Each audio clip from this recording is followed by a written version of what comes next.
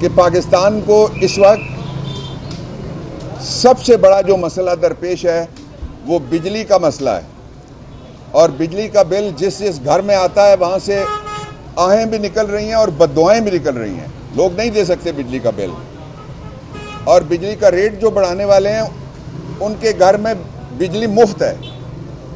एक अंदाज़ा है इकोनॉमिस्ट का, और बिजली के जो मुतल्लिका इकोनॉमिस्ट से मईशतदान हैं, कि 34 करोड़ यूनिट बिजली मुफ्त जा रही है। इसको फौरी तौर पे ख़त्म किया जाए। और दूसरा जो अंदाज़ा है उसके मुताबिक दुनिया में सबसे महंगी बिजली और सबसे महंगा पेट्रोल पाकिस्तान के अंदर है।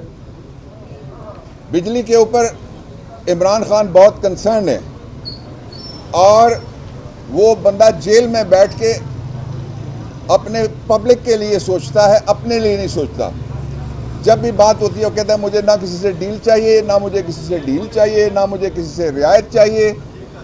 और वो एक तरह से हज़रत यूसुफ अलैहिस्सलाम वाली जो कैद थी, उसके बाद आपने देखा कि ये तारीख़ का सबक है और इस्लामी तारीख़ का सबक है कि अंधेरे के बाद रोशनी आती है।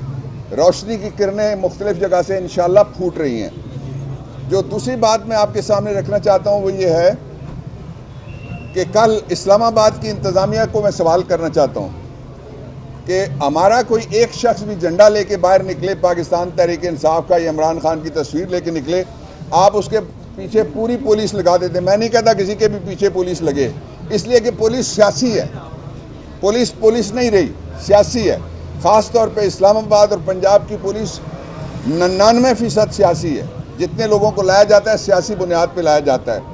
मैं नहीं कहता किसी के पीछे लगो, लेकिन कल जो मुजाहरे हुए कोई पर्चा नहीं हुआ। हमारे खिलाफ गद्दारी के पर्चे होते हैं, बगावत के पर्चे होते हैं, तशद्दुद के पर्चे होते हैं, दहशतगर्दी के पर्चे होते हैं। इसका मतलब ये हुआ कि कैदी नंबर 804 ठीक कहता था कि पाकिस्तान एक नहीं है, दो पाकिस्तान है। एक वो जहाँ बिजली मुफ्त है, दूसरा वो जहाँ बिजली के लिए लोग अपने बच्चों की जेवर बेच रहे हैं, अपना अनाज बेच के लोग बिजली ला रहे हैं। और जो तीसरा इशू है और सबसे इम्पॉर्टेंट इशू इस वक्त है वो ये है कि पाकिस्तान में जो जोर लगना चाहिए कि पाकिस्तान के शहरियों को महफूज बनाया जाए, पाकिस्तान के लोगों के बच्चे जो मुख्तलिफ फोर्सेस के अंदर हैं उनको महफूज बनाया जाए, वो सारा जोर इस बात पे लग रहा है कि किसी तरीके से जैली हुकूमत चलती रहे। मैं ये बात पूरी जिम्मेदारी से कहता हूँ, ये जो निज़ाम था जुल्म का और ये जो फाशिस्ट हुकूमत है, इसका काउंट डाउन शुरू हो गया है। आज उस काउंट डाउन का पहला दिन है। ये जाएगी तो पाकिस्तान ठीक होगा। जो कहते हैं कि इस्तेकाम चाहिए, इस्तेकाम के लिए मैं उनको कहता हूँ इमरान चाहिए। आखिरी बात मैं आपसे ये कहना चाहता हूँ कि ये जो फैसला हुआ है इसके नतीजे में इलेक्शन कमीशन को फ़ौरन मुस्ताफ़ी हो जाना चाहिए। शहबाज शरीफ और मरियम को फ़ौरन मुस्ताफ़ी हो जाना चाहिए, इसलिए कि इलेक्शन कमीशन के ख़िलाफ़ दुनिया की तारीख़ में इससे बड़ा फ़ैसला कभी नहीं आया कि उसके सारे फ़ैसले उड़ा के रख दिए सुप्रीम कोर्ट ऑफ पाकिस्तान ने।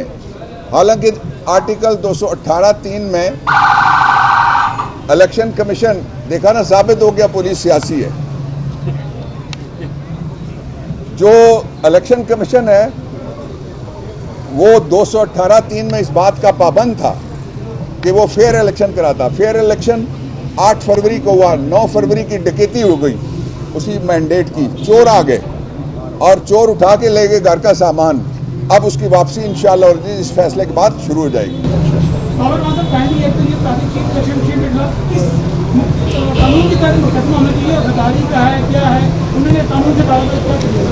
देखें, आपने बहुत अच्छा सवाल किया कि इलेक्शन कमीशन ने कानून से ऊपर क्या किया। इलेक्शन कमीशन ने उससे बड़ा जुर्म किया जिसमें मुशर्रफ को सज़ा हुई थी। मुशर्रफ ने कोई हटाए थे जज, और मुशर्रफ के ख़िलाफ़ जो फैसला आया आपको याद है। इन्होंने सारी असेंबलियों में धांधली की।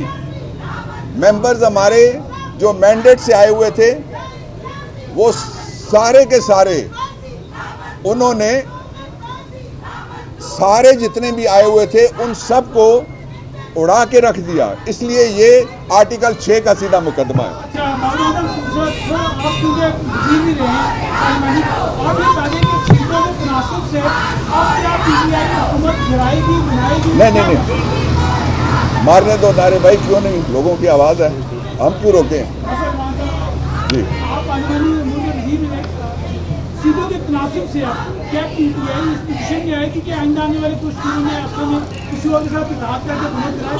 नहीं, हम जो ही इक़्तिदार में आएंगे हम नए इलेक्शन कराएंगे। इमरान खान ने कहा हुआ है नए इलेक्शन के बगैर रास्ता नहीं खुलेगा।